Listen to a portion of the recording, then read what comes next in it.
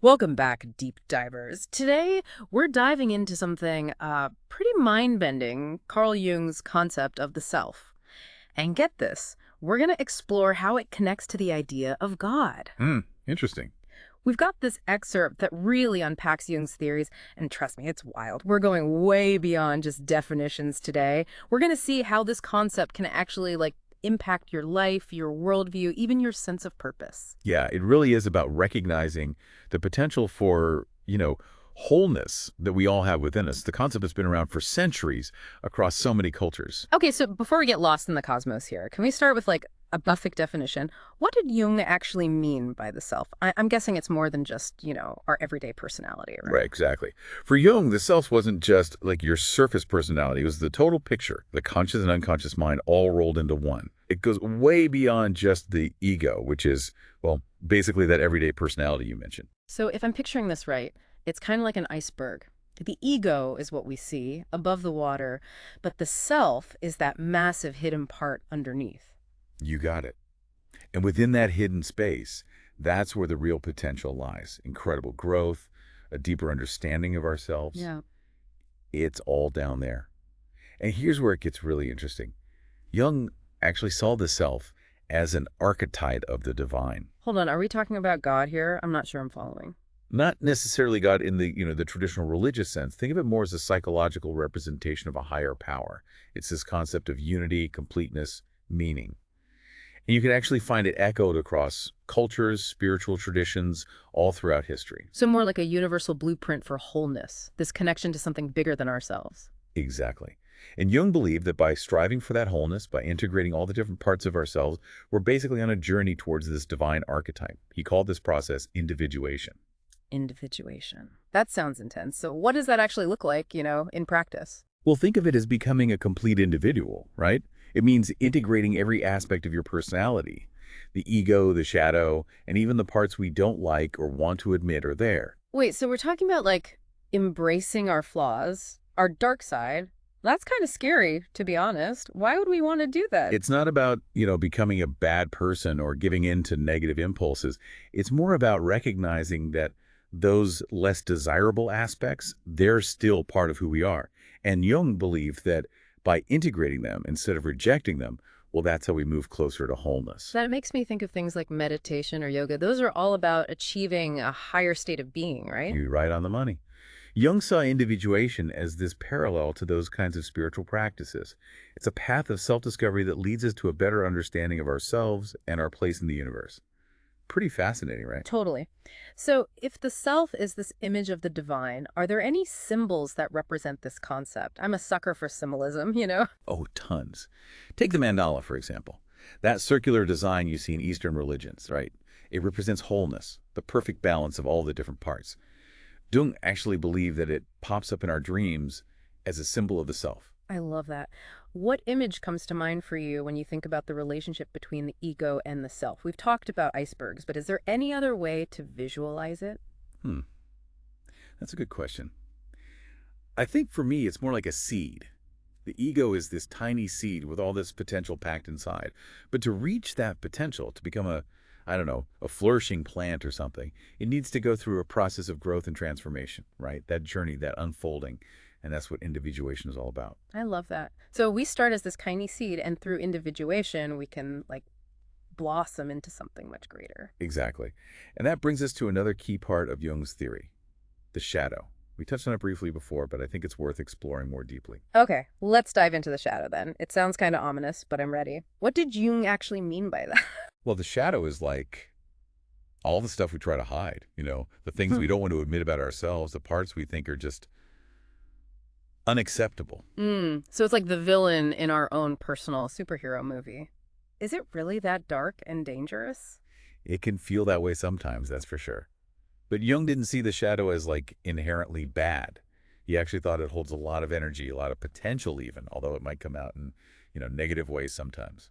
So how do we tame this shadow then? How do we work with it in a healthy way? Well, that's where the work of individuation really comes in. It's about facing those shadow aspects, bringing them into the light and integrating them into who we are. Okay, can you give me an example? How would understanding my shadow actually make a difference in my life? Sure. Let's say you're someone who procrastinates a lot, like on important tasks. On the surface, it might just seem like laziness. But if you really dig deep, you might find that procrastinating is actually your way of protecting yourself from maybe a fear of failure or the anxiety of taking on something really challenging. So by facing that fear, by realizing it's there, driving my procrastination, I can actually start dealing with the problem instead of just beating myself up for being lazy. Exactly. And, by integrating that part of yourself, the fear of failure, you're actually reclaiming the energy that was tied up in, well, avoiding it. That energy can then be used for positive action, for growth. I like that. It's like we're not trying to get rid of the shadow, but to understand it, to use that energy to fuel like our journey towards wholeness. Precisely. And this idea of, facing our darkness to find wholeness, it's not just a Jungian thing. Think about those practices of purification or confession that you see in so many traditions. It's about confronting our wrongs, our darker impulses, as a way to cleanse and move forward. It's like holding up a mirror to those hidden parts of ourselves. Maybe not always comfortable, but it can be like eye-opening. And that's the key, right? It's about shining a light on those shadow aspects so we can start to understand them, work with them, and finally integrate them into, well, a more complete version of ourselves. It makes you think, doesn't it? How can facing these flaws actually lead us to greater wholeness? We always try to avoid them, but maybe confronting them is actually the key to growth. So we've got the self as this image of the divine, and we need to integrate our shadow to fully realize it, but something I'm still like grappling with. How can something that's supposed to represent wholeness and unity also contain our darker side? It seems kind of like a paradox. That's a really interesting observation, and you're right, it is a paradox. But that's part of what's so cool about Jung's thinking. He understood that the self, just like, well, many ideas of God, contains opposites, right?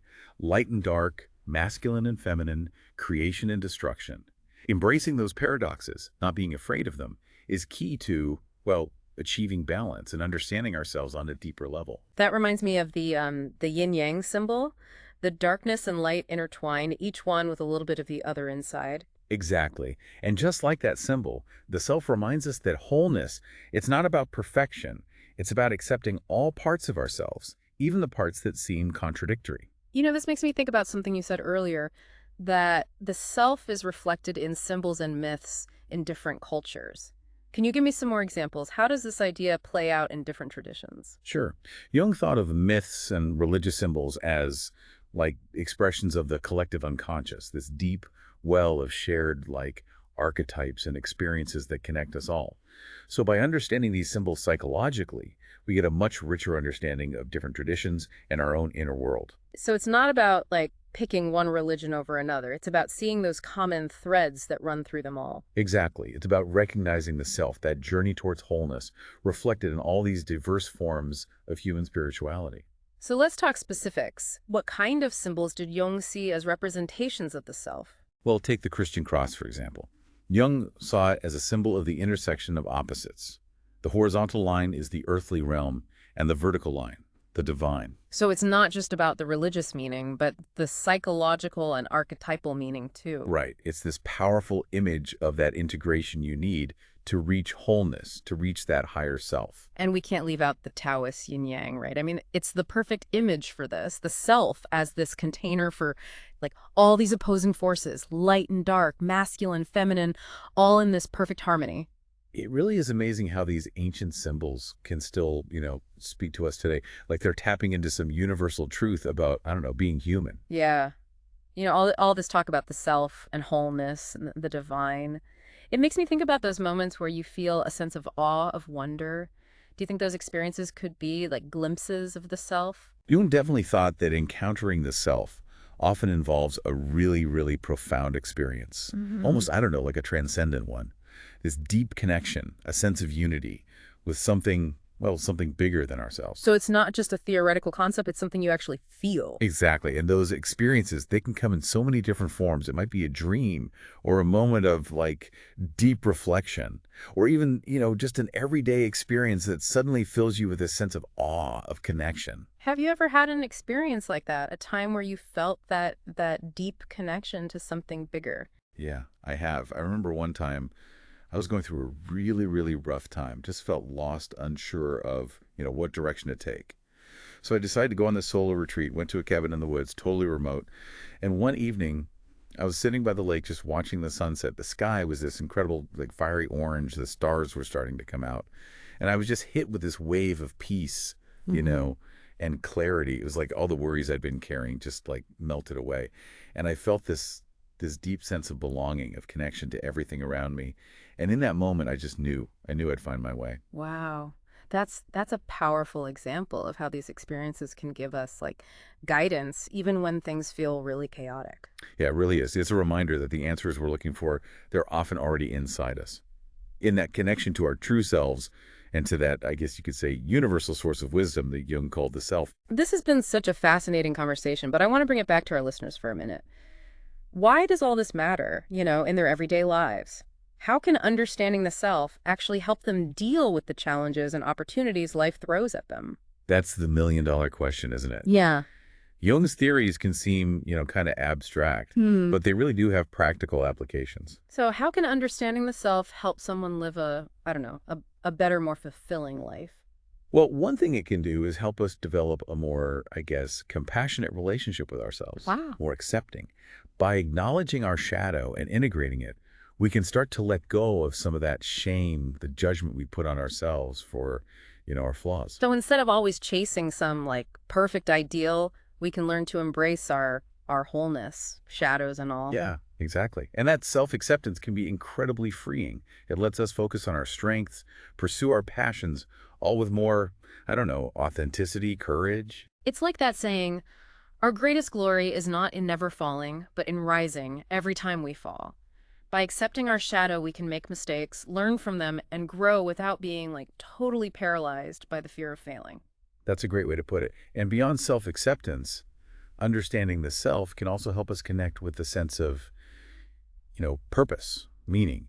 By aligning ourselves with that inner source of wisdom, of wholeness, we can tap into our real potential and start living a life that feels, well, more authentic, more fulfilling. Like finding our North Star, that guiding light that helps us make choices that feel right, even when things get tough. Exactly. And that sense of purpose, it can be so empowering. It can give us the strength to, I don't know, face challenges, overcome obstacles, and make a real difference in the world. So it's not just about personal growth then, it's about seeing how we can contribute to something larger than ourselves. Absolutely. The journey towards the self, it's a journey towards wholeness.